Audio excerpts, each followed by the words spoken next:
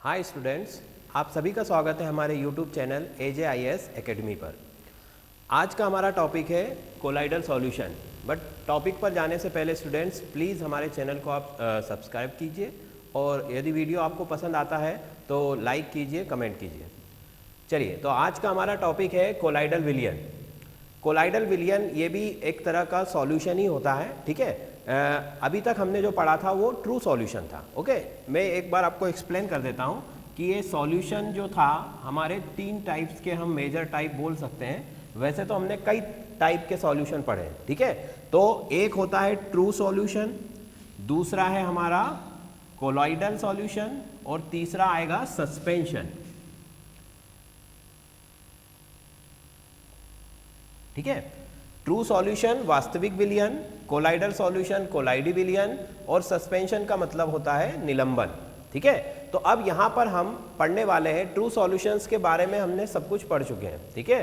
True solutions के types वगैरह, classification सारा कुछ हो चुका है। अब कोलाइडल सॉल्यूशन के लिए हम आज कोलाइडल सॉल्यूशन के ऊपर बात करेंगे और इसमें जो भी ज़रूरी चीज़ें वो हम पढ़ेंगे, ठीक है। तो कोलाइडल सॉल्यूशन जो होता है हमारा, उस पर हम शुरू करते हैं। कोलाइडल सॉल्यूशन क्या होता है?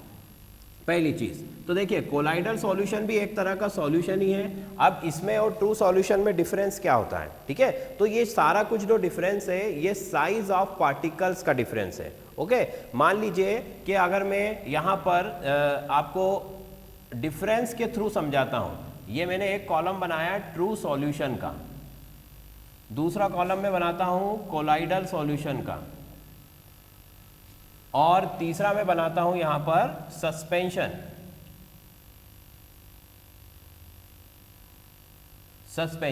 ठीक है, ये तीन कॉलम मैंने बनाए यहां पर। तो ये हमारा वास्तविक विलयन है, वास्तविक विलयन, और ये रहा आपका कोलाइडल विलयन, और ये सस्पेंशन का मतलब निलंबन। अब देखिए कि ट्रू सॉल्यूशन जो होता है उसमें आप सॉल्यूट और सॉल्वेंट के पार्टिकल्स को आंखों से देख नहीं सकते। मतलब सॉल्यूट का जब पार्टिकल्स सॉल्वेंट में जाता है तो वो पूरी तरह डिसॉल्व हो जाता है, और डिसॉल्व होने के बाद हम उसको नॉर्मल आईज से ऑब्जर्व नहीं कर सकते हैं। जैसे हमने बीकर में अगर शुगर या सॉल्ट का सॉल्यूशन लिया है तो उस शुगर को सॉल्वेंट में जाने के बाद, उसमें डिसॉल्व होने के बाद उसको हम आंखों से देख नहीं सकते हैं। अगर आपके पास दो ग्लास में पानी है तो आप ये नहीं बता सकते हो कि किस ग्लास के पानी में नमक घुला हुआ है और किस ग्लास के पानी में विदाउट सॉल्ट है, मतलब उसमें नमक नहीं है।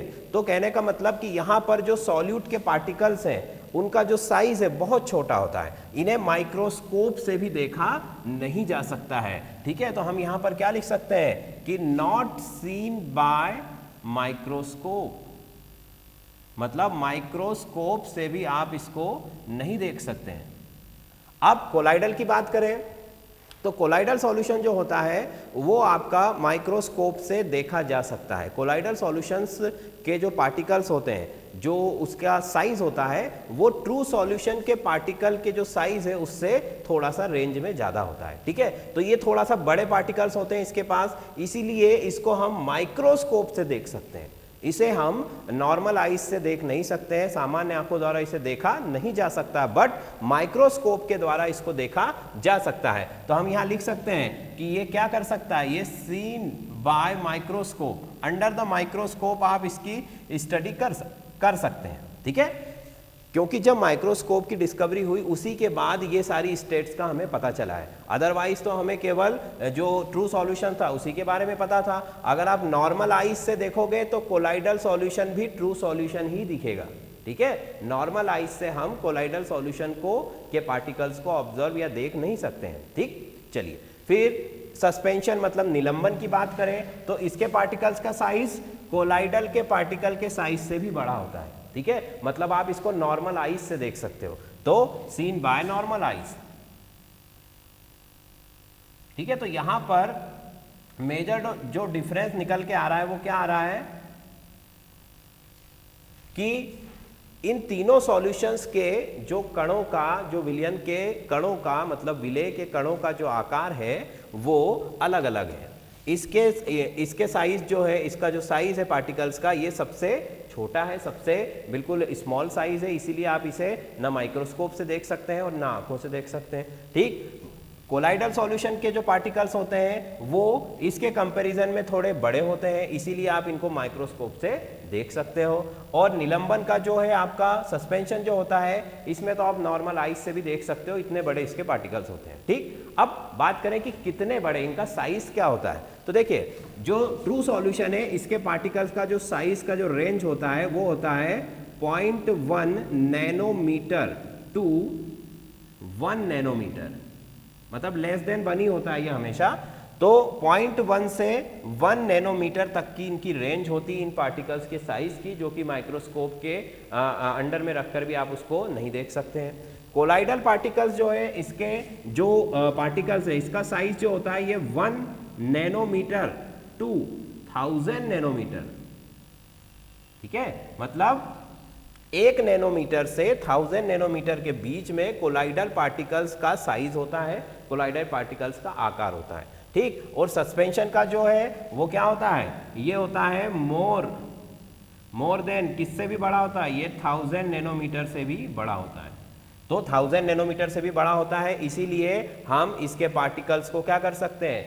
चलिए, तो हमने बात की कि यहाँ पर पार्टिकल, कोलाइडल सॉल्यूशंस के पार्टिकल्स का जो साइज होता है वो सस्पेंशन से कम होता है और ट्रू सॉल्यूशन से ज़्यादा होता है। ठीक, अब तीसरी अगर हम एग्जांपल्स की बात करें तो ट्रू सॉल्यूशंस के तो कई सारे एग्जांपल्स हम देख चुके हैं, सॉल्ट सॉल्यूशन, शुगर सॉल्यूशन, ये सभी ट्रू सॉल्यूशंस है, क्योंकि इसमें आप पार्टिकल्स के जो साइज है, जो सॉल्यूट है, उसको आप ऑब्जर्व नहीं कर सकते हो। ठीक है, तो हम यहाँ पर लिख सकते हैं कि सॉल्यूशन ऑफ NaCl या सॉल्यूशन ऑफ शुगर, ग्लूकोज, इस तरह से। ठीक, अब कोलाइडल सॉल्यूशन की अगर बात करें तो डेली लाइफ में कोलाइडल सॉल्यूशंस के क्या एग्जांपल्स हो सकते हैं कि जिससे हम ये समझ सके कि आखिर कोलाइडल सॉल्यूशन क्या होता है और वो देखने में किस तरह से सॉल्यूशन ही, ट्रू सॉल्यूशन ही लगता है। तो इसका सबसे अच्छा एग्जांपल है आपका मिल्क, दूध जो होता है ये आपका एक कोलाइडल सॉल्यूशन होता है। ठीक है, बट दूध नॉर्मली हमें उसमें दूध के पार्टिकल्स या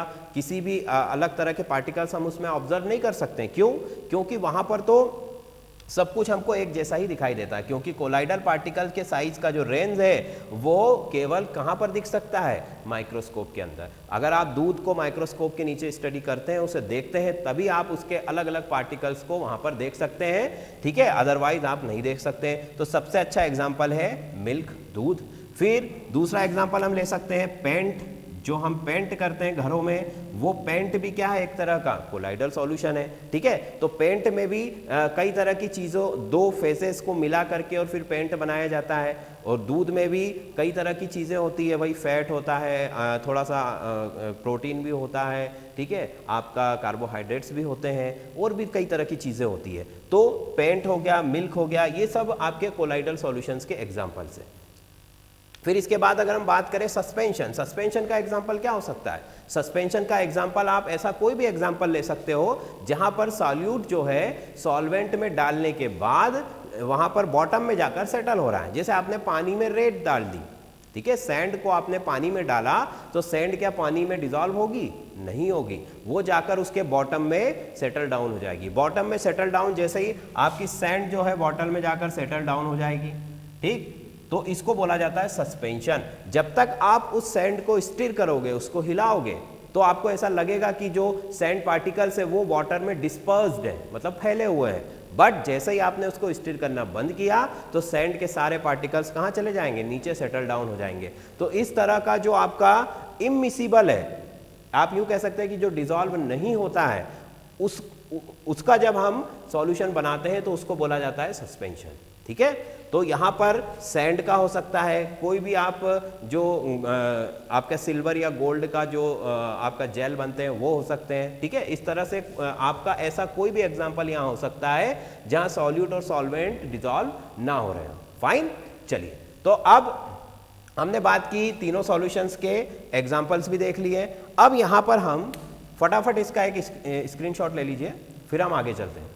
ठीक है, तो अब इसकी हम बात करते हैं कि यहाँ पर टर्मिनोलॉजी क्या यूज होगी। भाई ट्रू सॉल्यूशन में तो हम क्या बोलते थे कि एक सॉल्यूट है, दूसरा सॉल्वेंट है। ठीक है, तो अब हम बात करते हैं टर्मिनोलॉजी। टर्मिनोलॉजी क्या होगी कि कोलाइडल सॉल्यूशन में और सस्पेंशन में हम किस तरह की टर्मिनोलॉजी का यूज़ करेंगे। ठीक है, जैसे कि हम सॉल्यूशन में बोलते थे सॉल्यूट और सॉल्वेंट। ट्रू सॉल्यूशन के लिए हम क्या यूज़ करते थे, सॉल्यूट यूज़ करते थे और सॉल्वेंट यूज़ करते थे, ये दो ही चीज़ें यूज़ करते थे हम। फाइन, अब इन्हीं दोनों को हम कोलाइडल स्टेट में अलग टर्मिनोलॉजी से यूज़ करते हैं, अलग टर्मिनोलॉजी इनके लिए। तो यहाँ पर हम कोलाइडल स्टेट में सॉल्यूट को क्या बोला जाता है, डिस्पर्स्ड फेज। डिस्पर्स्ड फेज मतलब परिक्षिप्त अवस्था या प्रावस्था, परिक्षिप्त प्रावस्था। अब इसका क्या मतलब होता है, परिक्षिप्त प्रावस्था का मतलब होता है कि जो वहां पर फैली हुई है, जैसे हमने कहा कि भाई यहां पर हमने, ठीक है, ये हमने लिया ऑयल, ये हमारे पास समझ लीजिए वाटर है मान लीजिए। अब वाटर में आपने डाला ऑयल, ठीक है, वाटर में क्या डाल दिया, ऑयल डाल दिया। तो ऑयल और वाटर क्या मिसिबल है एक दूसरे में, नहीं है। ठीक है, तो जब आप उसको स्टिर करते हैं, ठीक है, जब इस सॉल्यूशन को आप स्टिर करते हैं, उसको हिलाते हैं, तो जो ऑयल है वो ऑयल जो है छोटी छोटी ड्रॉपलेट्स में टूट जाता है और पूरे वाटर में डिस्पर्स हो जाता है। फाइन, तो यहाँ पर जो ऑयल है उसी को हम बोलेंगे डिस्पर्स्ड फेस, मतलब कि जो अवस्था या जो आपका जो सब्सटेंस है जो फैला हुआ है उस सॉल्वेंट के अंदर, ठीक है, फैला हुआ है उस बेस के अंदर, वो होगा हमारा डिस्पर्स्ड फेस। ठीक, दूसरा जो टर्म है हमारा कि सॉल्वेंट, ट्रू सॉल्यूशन में जिसको हम सॉल्वेंट बोलते थे, उसे हम यहां पर मतलब कोलाइडल सॉल्यूशन में क्या बोलेंगे, कोलाइडल सॉल्यूशन में बोलेंगे डिस्पर्शन मीडियम। डिस्पर्शन मीडियम, देखिए केवल नामों का अंतर है, ठीक है, बाकी दोनों में और कोई अंतर नहीं है। ये सॉल्यूट वही होता है जो ट्रू सॉल्यूशन में होता है, जो कम अमाउंट में होगा वो डिस्पर्स फेस कहलाएगा, जो ज़्यादा अमाउंट में होगा वो डिस्पर्शन मीडियम कहलाएगा। बाकी इसमें कोई डिफरेंस नहीं है, ठीक है, केवल टर्मिनोलॉजी का डिफरेंस है। अब देखिए डिस्पर्शन मीडियम मतलब परिक्षेपण माध्यम, हिंदी में इसको बोला जाता है परिक्षेपण माध्यम। क्लियर? अब देखिए तो इसका मतलब क्या हुआ कि कोलाइडल सॉल्यूशन जो है वो दो फेसेस से मिलकर बना होता है, उसके अंदर दो प्रावस्थाएं होती हैं। एक प्रावस्था होती है जो परिक्षिप्त होती है, मतलब जो डिस्पर्स्ड है, जो बिखरी हुई प्रावस्था है, और दूसरी होती है परिक्षेपण माध्यम। जिस मीडियम में वो बिखरी हुई है वो मीडियम को परिक्षेपण माध्यम बोला जाता है। तो कोलाइडल सॉल्यूशन, कोई भी कोलाइडल सॉल्यूशन है वो दो अवस्थाओं से मिलकर बना होता है। इन दोनों अवस्थाओं को कंबाइनली हम क्या बोल सकते हैं, कोलाइडल सॉल्यूशन। फाइन, चलिए अब इसके बाद हम देखते हैं कि यहां पर डिस्पर्स्ड फेज और डिस्पर्सन मीडियम की बात हमने की। तो डिस्पर्स्ड फेज जो है और डिस्पर्शन मीडियम जो है ये दोनों अलग अलग भी हो सकते हैं, मतलब इनकी फिजिकल स्टेट अलग अलग हो सकती है। भाई ऑयल में ऑयल और वाटर है तब तो दोनों की फिजिकल स्टेट सेम है, बट ऐसा भी हो सकता है कि यहाँ पर जो आपकी डिस्पर्स्ड फेस है वो सॉलिड हो और डिस्पर्शन मीडियम जो है वो क्या हो, वो लिक्विड हो जाए। ठीक है, तो ये अलग अलग तरह के टाइप है कोलाइडल सॉल्यूशंस के, जिसमें हम जो मेजर टाइप है उनको यहाँ पर हम पढ़ेंगे। वैसे आपको इनके जो टाइप है जो आपके लिए इंपॉर्टेंट है केवल मैं वही आपको पढ़ाऊंगा। ठीक, जैसे हमने ट्रू सॉल्यूशन में सॉल्यूट और सॉल्वेंट की अलग अलग फिजिकल स्टेट को ध्यान में रखते हुए उनका क्लासिफिकेशन किया था, वैसे ही यहाँ पर भी होता है। ठीक है, बट हम जो टाइप पढ़ने वाले हैं वो आप देखिए, तो अगला जो हमारा अगला जो आप हेडिंग डालिए कोलाइडल सॉल्यूशंस के टाइप्स। ठीक है, टाइप्स ऑफ कोलाइडल सॉल्यूशन। तो अब टाइप्स क्या क्या होते हैं कोलाइडल सॉल्यूशंस के, जरा देखिए।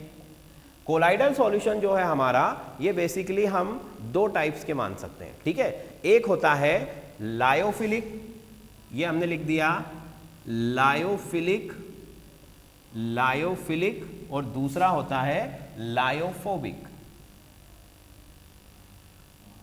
लायोफिलिक और लायोफोबिक। लायोफिलिक मीन्स होता है द्रव स्नेही कोलाइड, द्रव स्नेही कोलाइड, और लायोफोबिक मतलब द्रव विरोधी। ठीक है, तो लायोफिलिक का मतलब है द्रव स्नेही और लायोफोबिक का मतलब है द्रव विरोधी। मतलब कि द्रव स्नेही मतलब क्या, द्रव से स्नेह करने वाला, लिक्विड के लिए एफिनिटी शो करता है, ठीक है। और यहां पर लिक्विड के लिए एफिनिटी शो नहीं हो रही है। अब कौन सा लिक्विड और कौन एफिनिटी शो कर रहा है वो भी देखो जरा। तो देखो लायोफिलिक जो आपका कोलाइडल सॉल्यूशन है, हमें पता है कि कोलाइडल सॉल्यूशन में दो स्टेट है, डिस्पर्शन मीडियम है और डिस्पर्स्ड फेस है। दोनों में, इसमें भी दो स्टेट है, दो फेस है और इसमें भी दो फेस है। अब दोनों फेस के बीच में, ठीक है, जब मान लीजिए ये जब इसकी बात करते हैं तो यहां पर कोलाइडल सॉल्यूशन की जो दो फेस है उनके बीच में क्या है, फोर्स ऑफ अट्रैक्शन अच्छा है, ठीक है। या यूं कहें कि वहां पर वो एक दूसरे के लिए एफिनिटी शो कर रहे हैं, वहां पर एक दूसरे के लिए वो क्या शो कर रहे हैं, अट्रैक्शन शो कर रहे हैं, ठीक है। उसी को बोला जाता है लायोफिलिक कोलाइडल सॉल्यूशन, ठीक है। जैसे कि मैं यहां पर क्या लिख सकते हैं, अगर इसकी डेफिनेशन हम लिखना चाहें तो, कि यहां पर particles of dispersed face,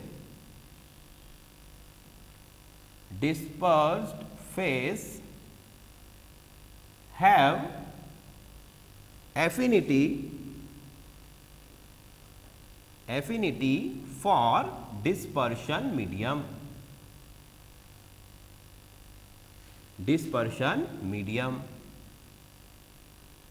clear. मतलब हम क्या बोलना चाह रहे हैं कि जो डिस्पर्स्ड फेस के पार्टिकल्स हैं वो डिस्पर्शन मीडियम के लिए एफिनिटी शो कर रहे हैं। एफिनिटी का मतलब आकर्षण शो कर रहे हैं, आप ऐसा बोल सकते हो, ठीक है। उनको लगाव है उनसे, मतलब वो एक दूसरे से अच्छे से क्या है, अटैच्ड है, जुड़े हुए हैं। तो अगर दोनों पार्टिकल्स एक दूसरे से अच्छे से अटैच्ड हैं, जुड़े हुए हैं, तो वो जो कोलाइडल सॉल्यूशन होगा वो कैसा होगा, वो तो स्टेबल होगा, वो जल्दी से जो है यहाँ पर हम उसको कह सकते हैं कि वो डिस्ट्रॉय नहीं होगा, ठीक है। मतलब अगर आप उस सॉल्यूशन को कहीं पर रख भी देते हैं थोड़ी देर के लिए, तो वो जो उसके पार्टिकल्स है वो सेटल डाउन नहीं होंगे। क्यों नहीं होंगे, क्योंकि उन पार्टिकल्स के बीच में क्या है, जो एफिनिटी है वो अच्छी खासी। एफिनिटी का मतलब हम लिख सकते हैं लगाव है उनको, एक तरह का अट्रैक्शन फोर्स है, ठीक। डिस्पर्शन मीडियम मतलब परिक्षिप्त, डिस्पर्शन मीडियम मतलब परिक्षेपण माध्यम,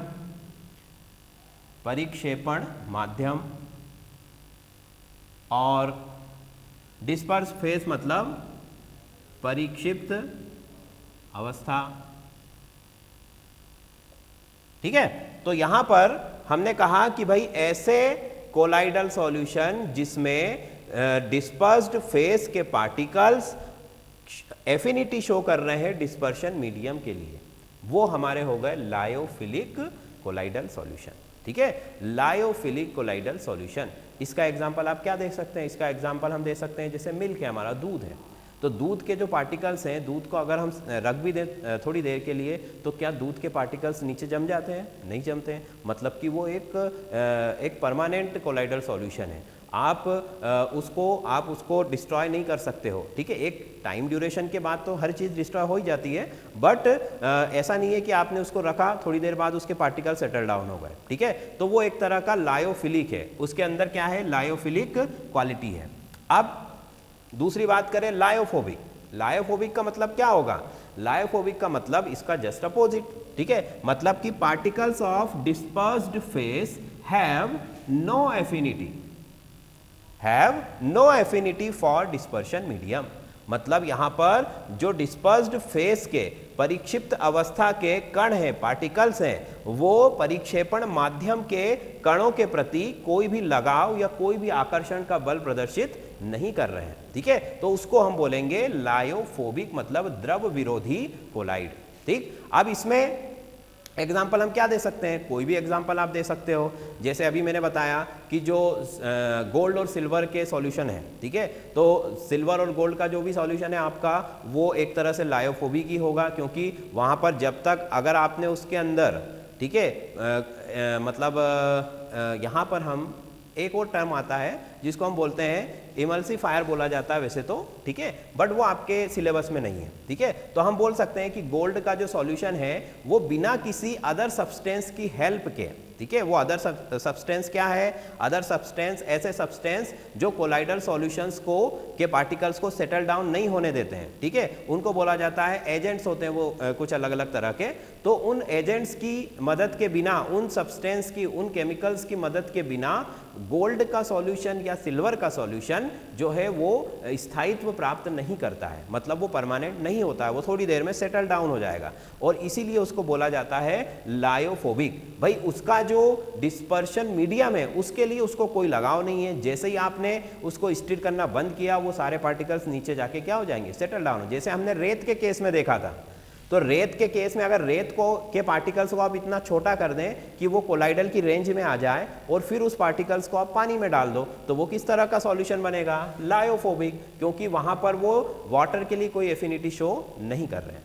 फाइन, चलिए अब नेक्स्ट इसमें जो इंपॉर्टेंट हमारा एक और टॉपिक है वो होता है इमल्शन, ठीक है। तो इमल्शन भी जो है हमारा एक तरह का कोलाइडल सॉल्यूशन ही होता है, ठीक है, और वो किस तरह से काम करता है और क्या होता है उसकी डेफिनेशन वो सब हम देखने वाले हैं।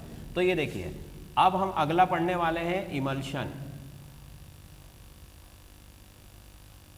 तो इमल्शन जो होता है हमारा ये भी एक तरह का क्या है, कोलाइडल सॉल्यूशन है।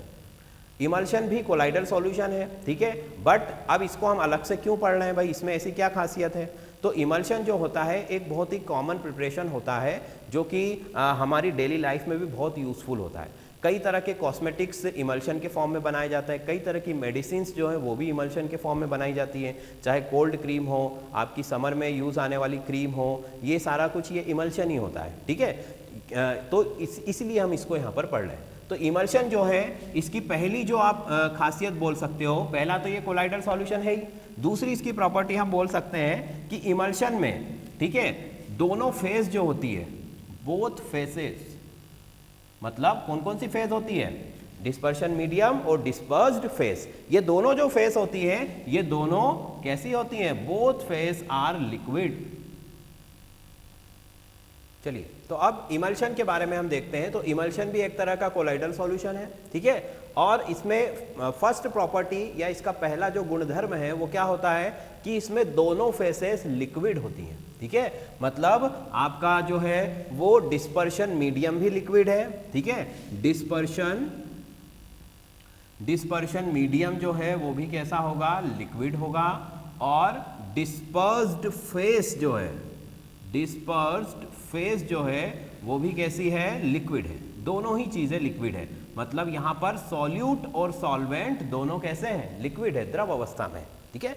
जैसे कि ऑयल और वाटर, ऑयल भी लिक्विड है, वाटर भी लिक्विड है, दोनों को हमने मिला दिया तो वो इमल्शन कहलाएगा, ठीक है। आपका जो क्रीम्स होती हैं कई तरह की, वो भी इमल्शन से होती है, वो अभी हम आगे देखेंगे। तो इमल्शन की पहली प्रॉपर्टी कि यहाँ पर इसकी दोनों अवस्थाएं कैसी होनी चाहिए, कंपलसरी दोनों अवस्थाएं द्रव होनी चाहिए, ठीक है, ये पहली बात।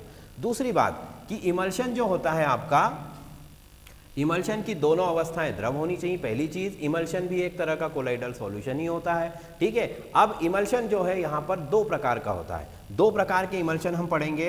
पहला है ऑयल इन वाटर, इसको हम इस तरह से लिख देते हैं, ऑयल इन वाटर, और इसको शॉर्ट फॉर्म में कैसा लिखा जाता है, ओ ऑयल के लिए और डब्ल्यू वाटर के लिए, oil in water, oil in water type emulsion, oil in water type emulsion. अब इसका क्या मतलब हुआ कि यहां पर जो वाटर है वो डिस्पर्शन मीडियम है और जो ऑयल है वो डिस्पर्स्ड फेस है, मतलब ऑयल इन वाटर, ऑयल किसके अंदर है, वाटर के अंदर, मतलब ऑयल की क्वांटिटी कम है और वाटर की क्वांटिटी कैसी है, ज्यादा है।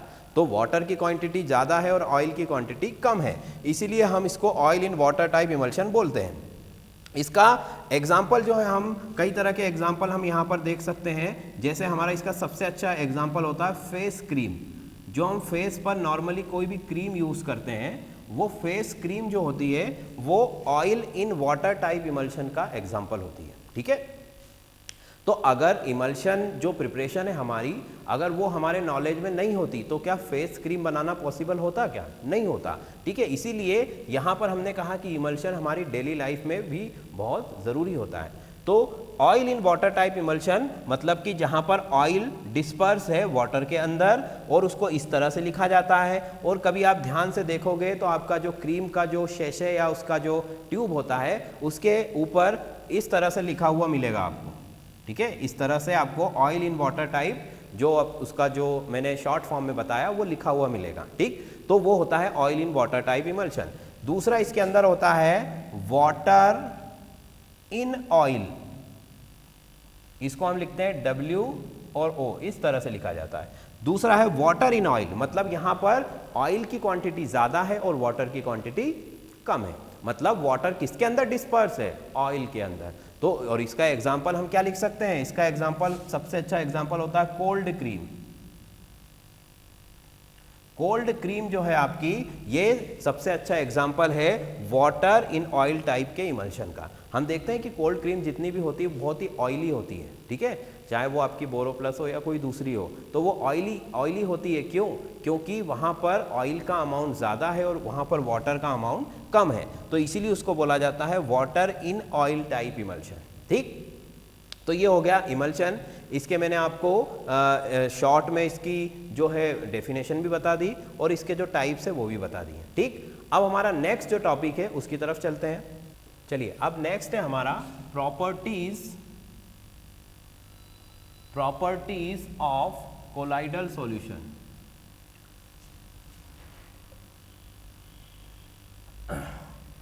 प्रॉपर्टीज ऑफ कोलाइड्स या कोलाइडल सॉल्यूशंस। ठीक है, चलिए, तो अब कोलाइडल सॉल्यूशंस की क्या क्या प्रॉपर्टीज होती हैं। ठीक है, तो यहां पर हमारी जो इंपॉर्टेंट प्रॉपर्टीज है वो एक दो प्रॉपर्टीज हम पढ़ेंगे। पहली यहां पर होती है जो कि ऑप्टिकल प्रॉपर्टी है। कोलाइडल सॉल्यूशन की कौन सी प्रॉपर्टी है? Optical property. ठीक है, ऑप्टिकल का मतलब होता है प्रकाशीय गुण। कौन सा गुण? प्रकाशीय। प्रकाशीय मतलब यहां पर कुछ ना कुछ लाइट से रिलेटेड है। ठीक है, या लाइट का यूज हो रहा है या लाइट के लिए कोलाइडल सॉल्यूशन कुछ प्रॉपर्टी शो कर रहा है, इसलिए इसको बोला जाता है ऑप्टिकल प्रॉपर्टी। और तो optical property of colloidal solution, इसमें पहली प्रॉपर्टी आती है टिंडल इफेक्ट। ठीक है, टिंडल इफेक्ट। टिंडल इफेक्ट, अब क्या होता है ये टिंडल इफेक्ट? तो देखिए, टिंडल प्रभाव जो होता है, टिंडल एक वैज्ञानिक का नाम है। ठीक है, टिंडल एक साइंटिस्ट का नाम है जिन्होंने 1869 में, टिंडल ने 1869 में इस इफेक्ट को डिस्कवर किया था। क्या इफेक्ट था? उन्होंने देखा, टिंडल ने देखा कि जब हम कोलाइडल पार्टिकल्स को लाइट बीम के जो पाथ है उसके बीच में रख देते हैं। ठीक है, जैसे मान लीजिए यहाँ से कोई लाइट बीम आ रही है, ये आपकी लाइट बीम है। ठीक है, जो ट्रेवल कर रही है, ये लाइट बीम है जो किसी सोर्स से आ रही है। मान लीजिए कोई आपका सोर्स है, सोर्स ऑफ लाइट, ये लाइट की बीम इस तरफ जा रही है और इसके बीच में हमने यहाँ पर जो है एक कंटेनर के अंदर कोलाइडल सॉल्यूशन भर दिया। ठीक है, यहाँ पर हमने कोलाइडल सॉल्यूशन को क्या कर दिया? भर दिया। तो अब क्या होगा कि जब लाइट की बीम इस ग्लास कंटेनर में से पास होगी और जिसके अंदर क्या भरा हुआ है? कोलाइडल सॉल्यूशन भरा हुआ है, तो यहाँ पर इस कोलाइडल सॉल्यूशन को क्रॉस करते समय ये जो लाइट बीम है जितने हिस्से से गुजरेगी, ठीक है, इसके जितने पार्ट से वो गुजरेगी, वो जो पार्ट से आपका वो इल्यूमिनेट हो जाता है। इल्यूमिनेट का मतलब होता है वो चमकने लगता है। ठीक है, चमकने लगता है। वो जो हिस्सा है जहाँ से लाइट की रेस जो है वो जा रही है, वो हिस्सा चमकने लगता है। और इसी इफेक्ट को सबसे पहले किसने देखा था? टिंडल ने। कब देखा था? 1869 में, और इसीलिए इसको बोला जाता है टिंडल इफेक्ट। ठीक है, तो टिंडल इफेक्ट सिंपल सा है, कोलाइडल सॉल्यूशन को लाइट बीम के रास्ते में रख दो, तो लाइट बीम जब उस ग्लास कंटेनर से उस कोलाइडल सॉल्यूशन से पास होगी, तो जहां पर लाइट बीम जितने भी एरिया से निकलेगी वहां से, वो एरिया जो होता है हमारा वो इल्यूमिनेट होने लगता है, मतलब वहां पर वो चमकने लगता है। ठीक है, तो हम बोल सकते हैं कि path of light beam path of light beam gets illuminated.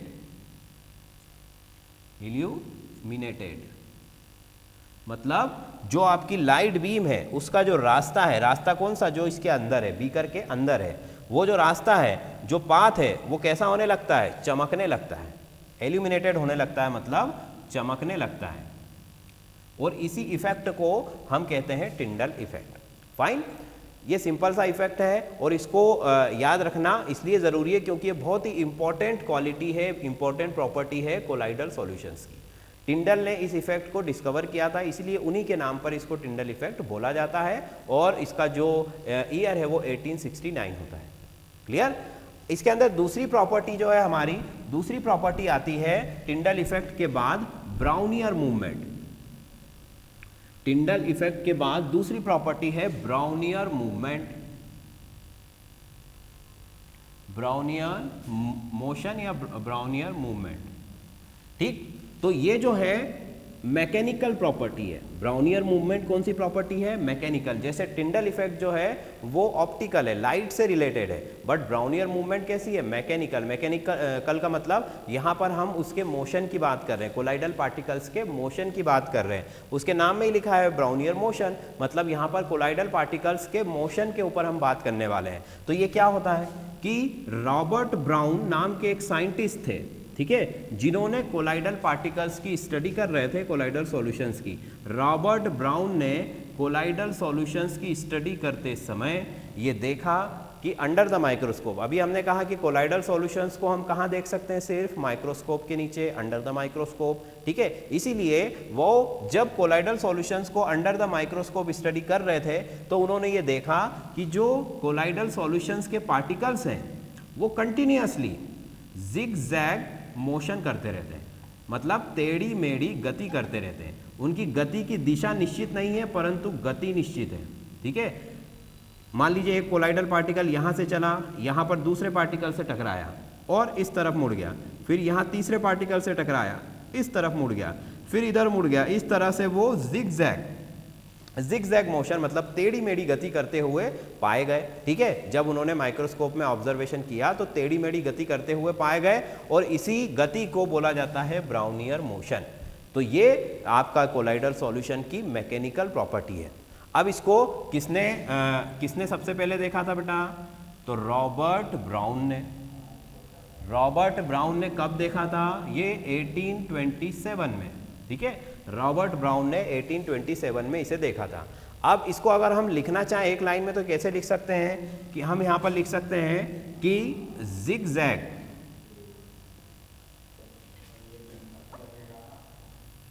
Zigzag motion of colloidal particles.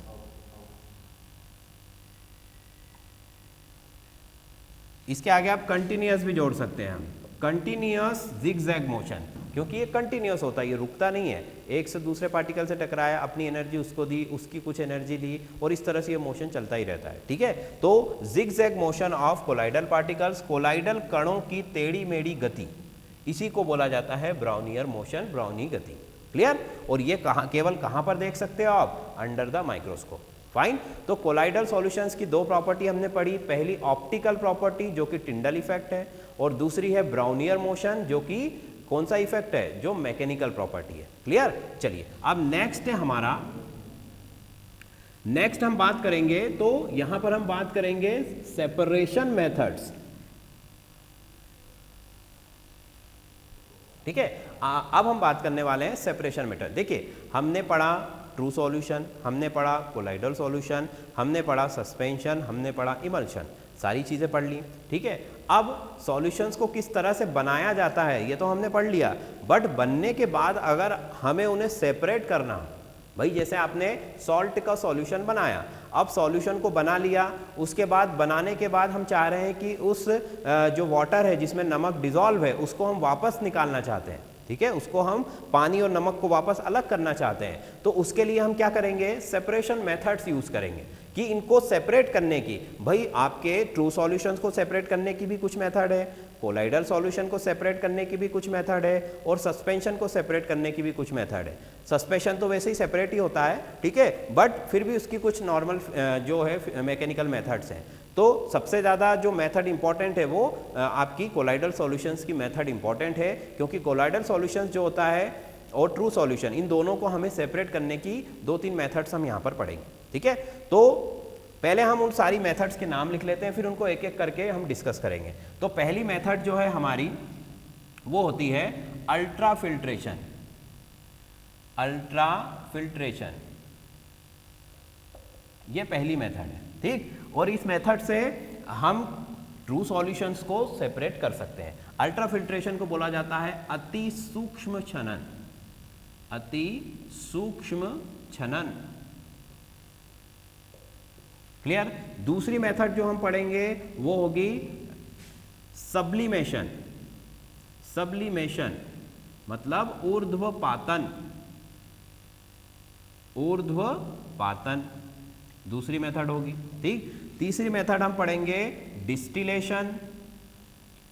Distillation, distillation मतलब होता है आसवन, ये हो गया डिस्टिलेशन। फोर्थ मेथड जो आएगी हमारी वो हो जाएगी फ्रैक्शनल डिस्टिलेशन। फ्रैक्शनल डिस्टिलेशन, इसको बोला जाता है प्रभाजी आसवन, ठीक है, प्रभाजी आसवन। और लास्ट मेथड जो हम यहां पर पढ़ने वाले हैं, वैसे तो और भी मेथड्स हैं, वो होगी हमारी क्रोमेटोग्राफी। क्रोमेटोग्राफी, ठीक। क्रोमेटोग्राफी लास्ट मेथड हम पढ़ेंगे। तो अति सूक्ष्म छनन, ऊर्ध्वपातन, आसवन, प्रभाजी आसवन और क्रोमेटोग्राफी, ये 4-5 मेथड्स हैं जिनसे हम सॉल्यूशंस में सॉल्यूट और सॉल्वेंट को अलग अलग कर सकते हैं, ठीक है। एक से ज़्यादा सॉल्यूट हो तब भी, एक सॉल्यूशन को दूसरे में मिला दिया तब भी उसको सेपरेट हम कर सकते हैं, ठीक।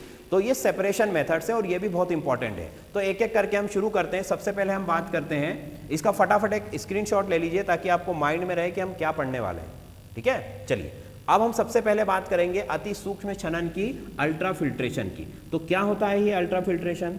भाई अल्ट्रा फिल्ट्रेशन में एक वर्ड आ रहा है फिल्ट्रेशन। फिल्ट्रेशन का मतलब क्या होता है? देखिए, फिल्ट्रेशन का मतलब होता है छानना। भाई कोई भी चीज़ अगर हमें सेपरेट करनी होती है, चाय की पत्ती में से मतलब चाय में से चाय की पत्ती हम निकालते हैं तो क्या करते हैं? छन्नी यूज़ करते हैं, फिल्टर कर लेते हैं उसे, तो वो सेपरेट हो जाती है, ठीक है। तो वो एक नॉर्मल हमारी मेथड हो गई, फिजिकल मेथड। तो यहाँ पर भी हम नॉर्मल सीप्स का, नॉर्मल छन्नी का यूज़ करके क्या हम सॉल्यूशन में से सॉल्यूट को अलग कर सकते हैं क्या? नमक का जो सॉल्यूशन है उसके अंदर से अगर आपको सॉल्ट को सेपरेट करना है तो क्या हम छन्नी लगा के उसको सेपरेट कर सकते हैं नॉर्मल सीप से? नहीं कर सकते हैं। तो उसी लिए होता है अल्ट्रा फिल्ट्रेशन। देखिए, जब भी हम फिल्ट्रेशन की बात करते हैं तो हम किसका यूज़ करते हैं? फिल्टर पेपर का। फिल्टर पेपर का यूज़ करते हैं, जिसे अभी हम छन्नी बोल रहे थे, फिल्टर पेपर हम उसे बोल सकते हैं। तो फिल्टर पेपर या सीप का यूज़ करेंगे। तो नॉर्मल फिल्टर पेपर से क्या अल्ट्रा फिल्ट्रेशन पॉसिबल है क्या? नहीं है। अच्छा, अल्ट्रा फिल्ट्रेशन हमारी बॉडी में भी होता है। हमारी बॉडी में किडनीज क्या करती हैं? अल्ट्रा फिल्ट्रेशन करती है। भाई ब्लड के अंदर से जितने भी टॉक्सिक सब्सटेंस है, जहरीले पदार्थ हैं, उनको ब्लड से क्या कर देती है? वो अलग कर देती है। ब्लड से पानी को भी अलग कर सकती है, ब्लड से टॉक्सिक सब्सटेंस को भी अलग कर सकती है। तो किडनी के अंदर भी क्या होता है? अल्ट्रा फिल्ट्रेशन होता है, ठीक है। तो अल्ट्रा फिल्ट्रेशन वहां पर भी होता है। और अगर सॉल्यूशन को सेपरेट करना हो, क्योंकि ब्लड भी एक तरह का सॉल्यूशन ही है, लिक्विड ही है, उसको अगर आप अल्ट्रा फिल्ट्रेशन से सेपरेट कर रहे हैं तो मतलब कि हम दूसरे सॉल्यूशंस को भी अल्ट्रा फिल्ट्रेशन से सेपरेट कर सकते हैं।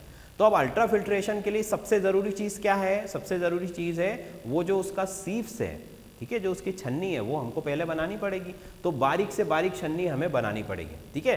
तो केमिकली भी उसको बना सकते हैं और नेचर में भी कुछ मिलती है। जैसे जो हमने कहा था कि सेल की जो सेल मेम्ब्रेन होती है, ठीक है, वो भी एक तरह से जो अल्ट्रा फिल्ट्रेशन की सीप से उसका काम कर सकती है, ठीक है।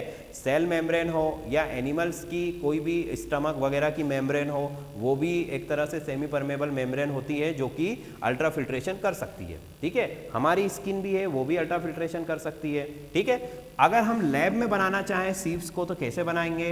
कि जो नॉर्मल फिल्टर पेपर होता है, जैसे मान लीजिए ये फिल्टर पेपर है आपका, इसके जो पोर का साइज है, इसमें जो छेद होते हैं छोटे छोटे जिसमें से वो छनता है चीज़ें, वो बहुत बड़ा होता है। भाई पोर्स का साइज जो है वो नॉर्मल फिल्टर पेपर में बहुत बड़ा होता है, जिससे हम सॉल्यूशंस को नहीं वहाँ पर सेपरेट कर सकते हैं। तो हम क्या करते हैं कि इसके पोर्स का जो साइज है इसको रिड्यूस करेंगे। भाई ये इतना बड़ा इसका पोर है एक, ठीक है, तो इसको हमें छोटा करना है।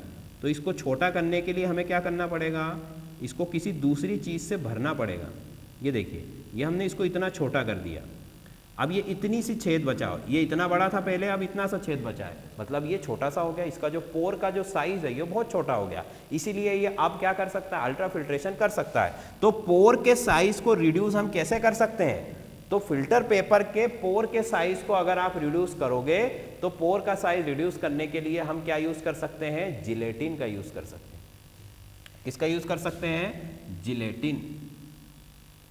अब ये जिलेटिन क्या होता है, जिलेटिन जो है हमारा 4% सॉल्यूशन होता है। 4% सॉल्यूशन होता है, किसका, 4% सॉल्यूशन होता है नाइट्रोसेल्यूलोज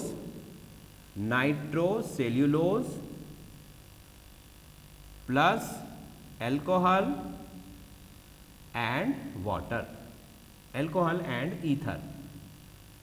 मतलब एल्कोहल और ईथर के अंदर, एल्कोहल और ईथर के अंदर 4% नाइट्रोसेल्यूलोज आप ऐड करके जिलेटिन बना सकते हो। ठीक है, फिर क्या किया जाता है कि जिलेटिन बन गया, मतलब ईथर और एल्कोहल में आपने 4% नाइट्रोसेल्यूलोज लिया, जिलेटिन बनाया, उस जिलेटिन के अंदर हम हमारे फिल्टर पेपर को डिप कर देते हैं।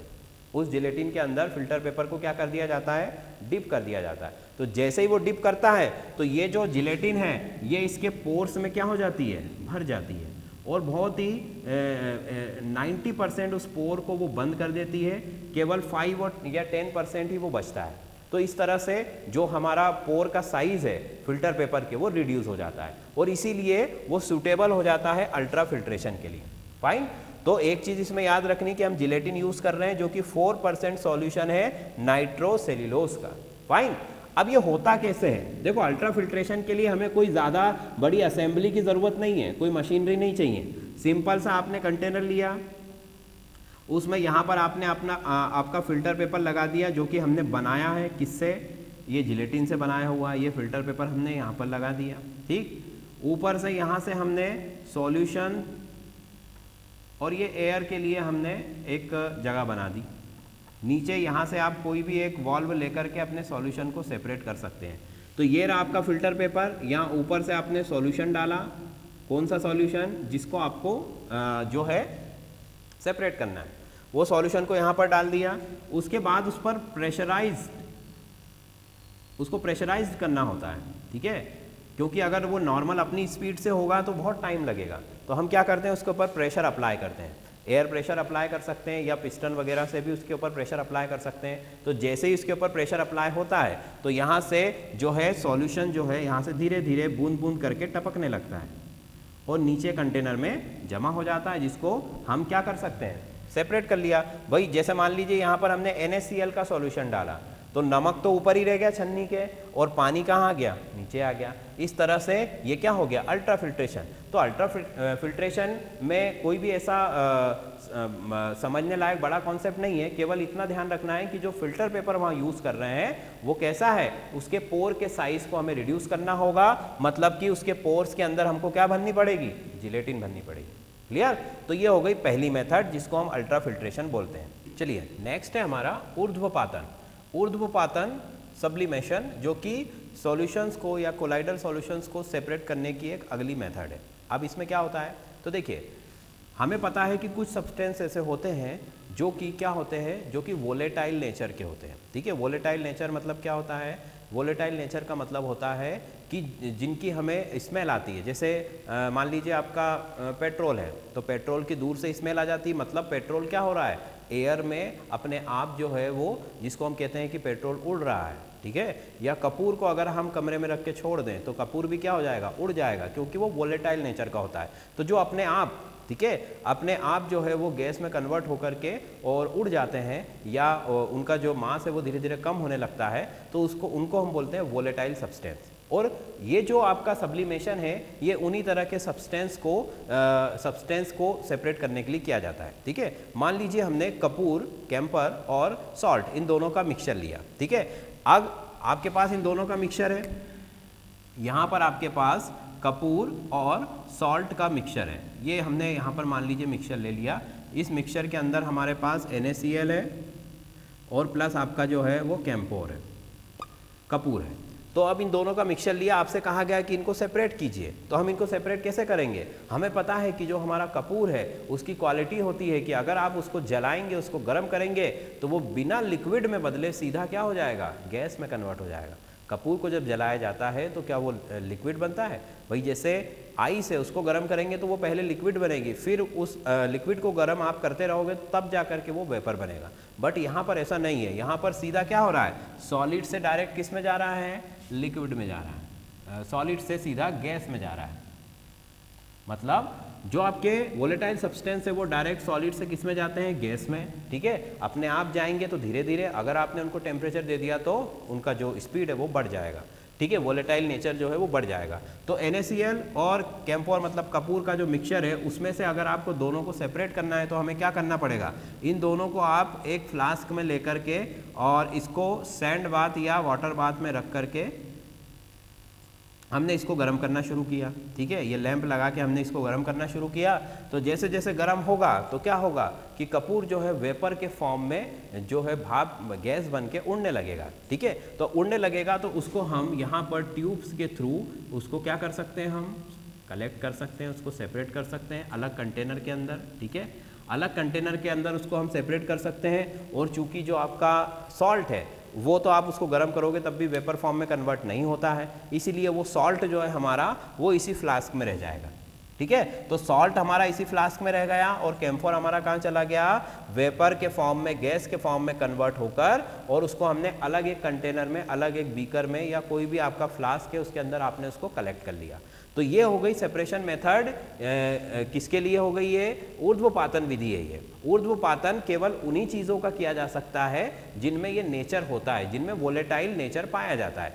जैसे आप ऐसे सब्सटेंस में आप सब्लिमेशन नहीं कर सकते हो जो वोलेटाइल हो ही ना। ठीक है, तो जैसे वाटर और ऑयल है मान लीजिए, तो वहाँ पर दोनों ही सब्सटेंस वोलेटाइल नहीं है, इसीलिए वहाँ पर उसमें हम सब्लिमेशन मेथड यूज़ नहीं कर सकते हैं। सब्लिमेशन मेथड हम कहाँ यूज़ कर सकते हैं? ऐसे सब्सटेंस के लिए जिसमें वोलेटाइल नेचर हो। ठीक है, तो ऐसा सब्सटेंस जैसे आपका कपूर हो गया या दूसरे ऑर्गेनिक सॉल्वेंट्स भी हो सकते हैं, तो जो सॉलिड से सीधा गैस में बन जाता है, ठीक है, उसको हम बोलते हैं ऊर्ध्वपातन की क्रिया। और वोलेटाइल नेचर होता है उसका वो, जिसको कि आपने जैसे ही गर्म किया तो कपूर जो है गैस बन के दूसरे कंटेनर में आ गया और आपका सॉल्ट जो है वो वहीं पर रह गया। इस तरह से ये सेपरेशन हो गया। फाइन। अब इसके बाद हमारी नेक्स्ट जो मेथड थी वो थी डिस्टिलेशन। सब्लिमेशन के बाद हम पढ़ेंगे डिस्टिलेशन। तो देखिए डिस्टिलेशन में क्या है? डिस्टिलेशन को बोला जाता है आसवन। अब इसमें होता क्या है? देखिए आसवन से हम उन विलयनों को या उन सॉल्यूशंस को हम सेपरेट कर सकते हैं जिनके अंदर की जो सॉल्यूट है और सॉल्वेंट है, ठीक है, इन दोनों का ही जो बॉइलिंग पॉइंट होता है उसमें कम से कम 30 डिग्री का गैप होना चाहिए। जैसे कि मैं एग्जांपल के थ्रू आपको समझाता हूं। हमने लिया यहाँ पर वाटर प्लस एसीटोन। ठीक है, अब वाटर का बॉइलिंग पॉइंट होता है 100 डिग्री और एसीटोन का बॉइलिंग पॉइंट होता है 56 डिग्री। ठीक है, वाटर है 100 डिग्री पर उबल जाएगा और गैस में कन्वर्ट हो जाएगा, और एसीटोन जो है वो 56 डिग्री पर। तो इन दोनों के जो बॉइलिंग पॉइंट्स है, ठीक है, जो क्वथनांक है उनमें बहुत ज़्यादा अंतर है। ठीक है, मतलब इनको हम आसवन की विधि के द्वारा इनको हम डिस्टिलेशन के थ्रू सेपरेट कर सकते हैं। तो डिस्टिलेशन वो मेथड होता है जिसमें हम हमारे सब्सटेंस के बॉइलिंग पॉइंट के डिफरेंस का यूज़ करके, किसका यूज़ करके? बॉइलिंग पॉइंट के डिफरेंस का यूज़ करके हम उनको सेपरेट कर सकते हैं। वो जो मेथड है हमारी वो क्या कहलाएगी? डिस्टिलेशन। मतलब डिस्टिलेशन किस पर बेस्ड है? बॉइलिंग पॉइंट के डिफरेंस के ऊपर। और ये डिफरेंस कितना होना चाहिए? ये डिफरेंस अबोव 30 डिग्री होना चाहिए। मतलब 30 से ऊपर होना चाहिए। इन दोनों में 30 डिग्री का कम से कम डिफरेंस होना चाहिए, 30 से ज़्यादा होगा तो और भी अच्छे से वो सेपरेट हो जाएंगे। अगर 30 से कम हुआ तब फिर हम डिस्टिलेशन मेथड यूज़ वहाँ पर नहीं कर सकते हैं, ठीक है। अगर 30 डिग्री से वहाँ पर डिस्टिलेशन 30 डिग्री से ज़्यादा का डिफरेंस हुआ दोनों के बॉइलिंग पॉइंट में, तो हम उसको डिस्टिलेशन के थ्रू सेपरेट कर सकते हैं। देखो कैसे करेंगे, इन दोनों का आपको सॉल्यूशन दे दिया गया, वाटर और आपके एसीटोन का। ये देख लीजिए, हमने फ्लास्क के अंदर वाटर और एसीटोन का यहाँ पर हम राउंड बॉटम फ्लास्क भी ले सकते हैं, ठीक है। तो हमने राउंड बॉटम फ्लास्क ले लिया, ये ले लिया। इस फ्लास्क के अंदर हमारा सॉल्यूशन है, किसका सॉल्यूशन है, ये लिखा ही हुआ है हमारा वाटर प्लस एसीटोन, ठीक है। ये एसीटोन है, एसीटोन का फार्मूला। तो वाटर प्लस एसीटोन है इसके अंदर।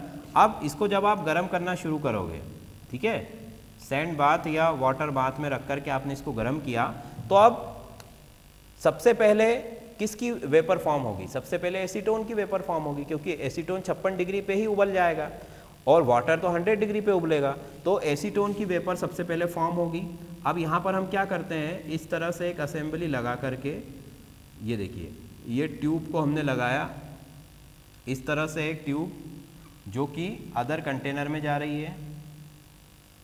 ये हमारे एक अदर कंटेनर में यहाँ पर ये ट्यूब आ गई, ठीक है, इसका एंड।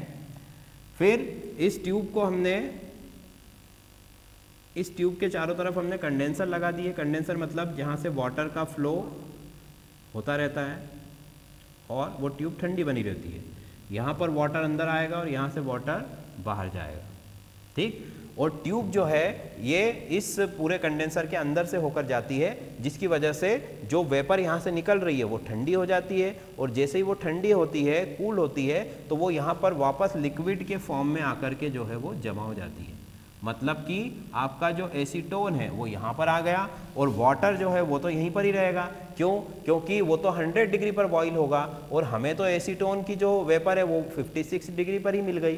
तो 56 डिग्री पर जब एसीटोन यहाँ पर आ चुका है तो हमें इसे बॉईल करने की और ज़्यादा ज़रूरत रहेगी नहीं। वाटर इस कंटेनर में ऑलरेडी सेपरेट हो चुका है और एसीटोन इस कंटेनर में आ चुका है, ठीक। फिर से एक बार देख दो कि आपने क्या किया, वाटर और एसीटोन का मिक्सचर लिया जिनके बॉइलिंग पॉइंट का जो डिफरेंस है वो 30 डिग्री से ज़्यादा है। तो इसको हमने गर्म करना शुरू किया। जैसे ही गर्म होगा तो सबसे पहले एसीटोन की वेपर फॉर्म होगी, जो कि इस ट्यूब से होते हुए, जो कि कंडेंसर में अटैच्ड है, यहाँ पर ये इसको कूल करेगा। कूल करने की वजह से ये कंडेंस होगी, मतलब ठंडी होगी, और ठंडी होकर वापस लिक्विड में कन्वर्ट हो जाएगी। इस तरह से हमारे ये दोनों लिक्विड क्या कर लिए, हमने अलग कर लिए। सॉल्यूशन में से एसीटोन को अलग कर दिया और वाटर को अलग कर दिया।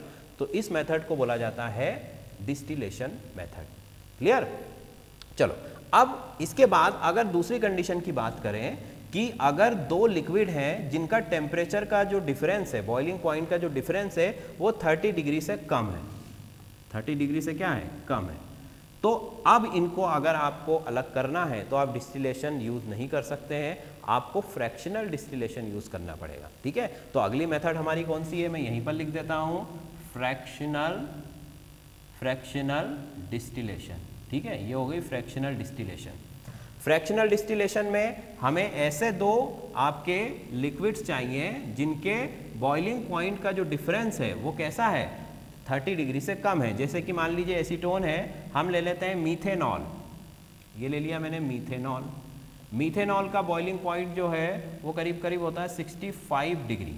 तो मीथेनॉल जो है वो 65 डिग्री पर बॉईल होगा, एसीटोन जो है वो 56 पर बॉईल होगा। ठीक है, मतलब दोनों के टेम्परेचर में सिर्फ 9-10 डिग्री का डिफरेंस है। तो इतने कम डिफरेंस से आपको इनको सेपरेट करना है, तो अब हमें क्या यूज़ करना पड़ेगा, फ्रैक्शनल डिस्टिलेशन। तो इसके लिए हमारी असेंबली ऑलमोस्ट यही रहेगी, केवल हमें यहाँ पर क्या करना है, अब यहाँ पर हमें एक फ्रैक्शनल कॉलम का यूज़ करना है।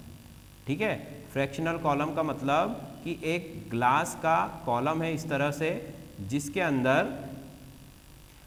अंदर जो है कई तरह के ग्लास के, या फिर हम यहाँ पर स्टोन्स वगैरह भी यूज़ कर सकते हैं। इस तरह से ये टुकड़े भरे होते हैं, ये देखिए, और यहाँ ऊपर से फिर वो ट्यूब जो है आपकी निकल रही है, ये ऊपर से आपने इसको पैक कर दिया और ये जो ट्यूब है यहाँ से निकल के ये इसमें अटैच हो गई। ये देखिए, ये इस तरह से असेंबली होती है। तो केवल हमें क्या यूज़ करना है, यहाँ पर एक फ्रैक्शनल कॉलम यूज़ करना है। तो फ्रैक्शनल कॉलम का मतलब क्या है कि फ्रैक्शनल कॉलम से हमें क्या फ़ायदा हो रहा है। फ्रैक्शनल कॉलम क्या कर रहा है कि ये दोनों जो लिक्विड है, एसीटोन और मीथेनॉल, इन दोनों लिक्विड में जैसे ही आपने टेम्परेचर इंक्रीज किया तो इन दोनों की वेपर एक साथ बनने लगेगी। ठीक है, मतलब कि एसीटोन की वेपर बनी और उसके थोड़ी देर बाद मीथेनॉल की वेपर बनना शुरू हो गई। अब ये दोनों ही वेपर एक साथ ऊपर आएंगी। ठीक है, अगर यहाँ पर इनके बीच में ये हमने रुकावटें नहीं रखी हैं, अगर ये बैरियर्स यहाँ पर नहीं होते तो दोनों ही वेपर इस ट्यूब से होते हुए यहाँ पर आ जाती। ठीक है, बट हमें क्या करना है, दोनों को सेपरेट करना है। तो हम क्या करते हैं कि ये जो बैरियर्स हमने लगाए हैं, इनकी वजह से ये वेपर्स बहुत धीरे धीरे ऊपर आ पाती हैं और इन कांच के टुकड़ों से टकरा करके और कंडेंस होने लगती है। भाई मेथेनॉल की जो वेपर है उसका बॉइलिंग पॉइंट ज़्यादा है तो वो पहले कंडेंस हो जाएगी। ग्लास के टुकड़ों से जैसे ही वो टकराने लगेगी तो वो कंडेंस होकर वापस इसी में गिरने लगेगी। ठीक, और चूंकि एसीटोन की जो वेपर है वो तो पहले आपकी वेपर फॉर्म हो चुकी है मीथेनॉल से पहले, तो वो इन ग्लास के जो टुकड़े हैं, जो पार्टिकल्स हैं, जो बॉल्स हैं, इनको क्रॉस करके यहाँ पर आ जाएगी और इस ट्यूब से होते हुआ वो यहाँ पर फिर से कंडेंस होगी और इस कंटेनर में आकर के इकट्ठी हो जाएगी। ठीक है, तो फ्रैक्शनल कॉलम में हमने सिर्फ क्या किया है कि जो वेपर हैं जो एक साथ ऊपर बढ़ रही हैं उनको थोड़ा सा उनकी स्पीड को कम कर दिया। तो स्पीड कम होने से क्या हो, स्पीड कम होने से वहाँ पर जो ज़्यादा बॉइलिंग पॉइंट वाली वेपर है वो ऊपर निकल जाएगी। ठीक है, और जो कम बॉइलिंग पॉइंट वाली वेपर है वो ऊपर चली जाएगी और जो ज़्यादा बॉइलिंग पॉइंट वाली वेपर है वो नीचे रह जाएगी। ठीक है, उन दोनों को हमने धीरे धीरे मूव करना शुरू किया। तो धीरे धीरे मूव करेंगे तभी जाकर उनके डिफरेंस का पता चल जाएगा। भाई जैसे हमारे सामने से कोई चीज़ एकदम से निकल जाए तो हम उसको नहीं देख पाएंगे, उसको नहीं बता पाएंगे कि ये कौन था, उसने कौन से कपड़े पहने, किस कलर का। ठीक है, बट वैसे ही अगर वेपर भी यहाँ से सडनली निकल जाएगी तो उसको हम सेपरेट नहीं कर पाएंगे। जैसे ही उसकी स्पीड कम होगी वो धीरे धीरे ऊपर जाएगी, तब जाकर के उनका डिफरेंस हमको पता चल जाएगा और कंडेंस होकर के जो मीथेनॉल की वेपर है वो वापस इसी में गिर जाएगी और एसीटोन की वेपर है वो यहाँ से इस तरफ चली जाएगी। तो ये जो मेथड है इसको बोला जाता है फ्रैक्शनल डिस्टिलेशन। और इसका यूज़ हमें कब करना है, जब लिक्विड्स के बॉइलिंग पॉइंट के बीच का जो डिफरेंस है वो 30 डिग्री से क्या होना चाहिए, कम होना चाहिए, तब जाकर ये हम यूज़ कर सकते हैं। इसका यूज़ हम पेट्रोलियम के जो प्रोडक्ट है उनको सेपरेट करने में करते हैं। पेट्रोलियम, ठीक है, पेट्रोल बनता है, डीजल बनता है, फिर पावर पेट्रोल बनता है, केरोसिन बनता है, इस तरह के जितने भी प्रोडक्ट है वो सब इसी मेथड से आप सेपरेट उसको कर सकते हो या इसी मेथड से उनको बना सकते हैं। क्लियर। चलिए फिर अगली मेथड है हमारी, चलिए तो लास्ट वन जो हमारी मेथड है वो है क्रोमेटोग्राफी। क्रोमेटोग्राफी जो है ये क्रोमेटोग्राफी भी बहुत ही इंपॉर्टेंट मेथड है और यहाँ पर ये भी लिक्विड्स को अलग अलग लिक्विड्स को सेपरेट करने के लिए यूज़ की जाती है। तो जनरली क्रोमेटोग्राफी वहाँ पर यूज़ होती है जबकि लिक्विड जो है वो कैसे हैं, इमिसिबल है। ठीक है, एक दूसरे में वो मतलब आप कह सकते हो कि इमिसिबल नहीं है। ठीक है, या यहाँ पर हम अगर एग्जांपल दें तो जैसे कि वाटर में आपने इंक डाली, ठीक है, इंक डालने के बाद आप चाह रहे हैं कि वाटर से इंक को हम वापस ले लें। ठीक है, वाटर से इंक को हम क्या कर रहे हैं, सेपरेट कर लें। तो इस मेथड का यूज़ हम वहाँ पर कर सकते हैं। क्रोमेटोग्राफी जो है इसका जो अगर आप इसका प्रोनाउंसिएशन इसको अलग अलग हम करते हैं तो क्रोमो, ठीक है, क्रोम का या क्रोमो का मतलब होता है कलर, ठीक, और ग्राफी, ग्राफी का मतलब होता है कोई भी पिक्चर या लिखना। ठीक है, इस तरह से। तो क्रोमेटोग्राफी का मतलब होता है कलर्स को सेपरेट करना कुल मिला के। तो जो कलरफुल सॉल्यूशंस होते हैं जिनमें एक से ज़्यादा कलर्स होते हैं उनको हम इस मेथड से क्या कर सकते हैं, सेपरेट कर सकते हैं। इस मेथड का प्रिंसिपल, बेसिक प्रिंसिपल जो है इस मेथड का वो क्या है, एड्सॉर्प्शन। एड्सॉर्प्शन मतलब अधिशोषण। अधिशोषण इस मेथड का बेसिक प्रिंसिपल है।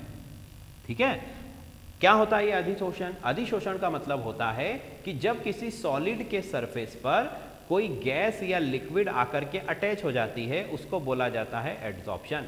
केवल सरफेस पर, ठीक है, वो अंदर नहीं जाएगी। जैसे मान लीजिए ये कोई आयरन का बार है, इसके ऊपर आकर के कोई गैस जो है जैसे ऑक्सीजन आकर के इसके ऊपर जमा होगी सरफेस के ऊपर, सिर्फ सरफेस के ऊपर, अंदर नहीं जाएगी है, ठीक है। तो सरफेस के ऊपर जमा होने की जो घटना है, जो फिनोमिना है, उसी को बोला जाता है एड्जॉर्प्शन।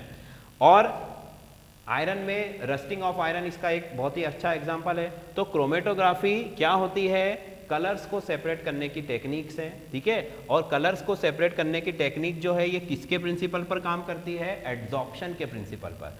एड्जॉर्प्शन जो है हमारा वो क्या होता है कि जब किसी सॉलिड के सरफेस पर लिक्विड या गैस आकर अटैच हो जाते हैं, केवल ऊपर से अटैच हो रहे हैं, ठीक है, और अंदर नहीं जा रहे हैं। जैसे मैं बोर्ड पर लिख रहा हूं तो ये जो इंक है ये बोर्ड के साथ अटैच हो रही है, बट जैसे मैं इसको मिटाना चाहूँ तो मैं मिटा भी सकता हूँ, क्योंकि ये बोर्ड के अंदर नहीं गई है, ये परमानेंट उसके साथ अटैच नहीं हुई है, केवल फोर्स ऑफ अट्रैक्शन की वजह से दो सरफेस के बीच में वो आकर के जो है सरफेस पर जमा हो जाती है, ठीक है। तो ये जो एड्जॉर्प्शन का प्रिंसिपल है यही क्रोमेटोग्राफी में यूज होता है।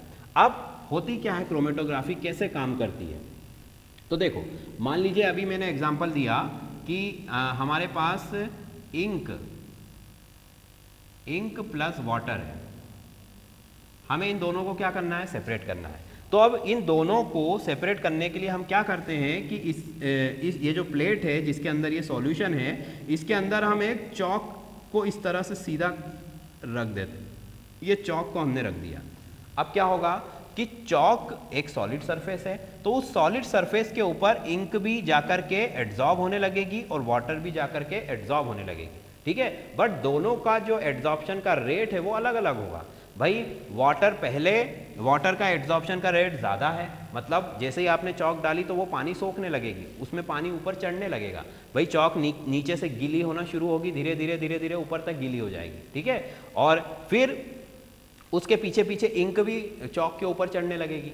तो ये जो एड्जॉर्प्शन है, ठीक है, इंक भी उस पर एड्जॉर्ब हो रही है और वाटर भी उस पर एड्जॉर्ब हो रहा है। तो ये एड्जॉर्प्शन का जो अलग अलग रेट है उसी के थ्रू हम इनको क्या कर लेते हैं, अलग कर लेते हैं। हम थोड़ी देर बाद देखते हैं कि इंक जो है यहाँ तक चढ़ चुकी है और वाटर जो है वो यहाँ पर आ चुका है ऊपर, ठीक है। मतलब कि ये दोनों अलग अलग लेयर हमको दिखने लगती है, वाटर अलग दिखने लगता है और नीचे से इंक अलग हो जाती है। तो इसी तरह से इसी एड्जॉर्प्शन के प्रिंसिपल पर क्रोमेटोग्राफी काम करती है। और क्रोमेटोग्राफी के थ्रू हम क्या कर सकते हैं कि कलर्स को सेपरेट कर सकते हैं, ठीक है। अलग अलग कलर जो लिक्विड फॉर्म में होते हैं उनको हम सेपरेट कर सकते हैं, किस बेसिस पर, एड्जॉर्प्शन के बेसिस पर, क्योंकि हर लिक्विड के एड्जॉर्प्शन का रेट अलग है। इंक है वो अलग रेट से एड्जॉर्ब होगी, वाटर अलग रेट से एड्जॉर्ब होगा, या ब्लू इंक है वो उसका रेट अलग है, आपकी रेड इंक है उसका रेट, एड्जॉर्प्शन का रेट अलग है। तो इस तरह से अलग, जैसे वहाँ पर हमारा बॉइलिंग पॉइंट में डिफरेंस था जिसकी वजह से हमने उनको सेपरेट किया, यहाँ पर हमारा किस में डिफरेंस है, रेट ऑफ एड्जॉर्प्शन में। मैं लिख देता हूँ यहाँ, रेट ऑफ एड्जॉर्प्शन, अलग अलग दर है अधिशोषण की, इसीलिए हम इनको यहाँ पर सेपरेट कर सकते हैं। तो ये सिंपल सा हमारा क्रोमेटोग्राफी का बेसिक प्रिंसिपल होता है। अब क्रोमेटोग्राफी कई तरह की होती है, ठीक है। क्रोमेटोग्राफी जो है आपकी सबसे जो इजी जो मैंने अभी आपको बताई वो होती है कॉलम क्रोमेटोग्राफी, जिसमें हमने एक कॉलम बना करके किया। दूसरी होती है थिन लेयर क्रोमेटोग्राफी, ठीक है। तीसरी होती है आपकी HPLC भी होती है, हाई परफॉर्मेंस लिक्विड क्रोमेटोग्राफी, ठीक है।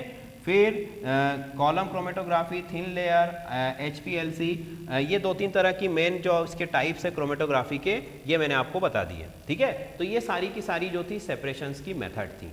यहाँ पर आज हमने कोलाइडल्स के बारे में जो भी इंफॉर्मेशन थी लगभग वो सारी कवर कर ली है, ठीक है। तो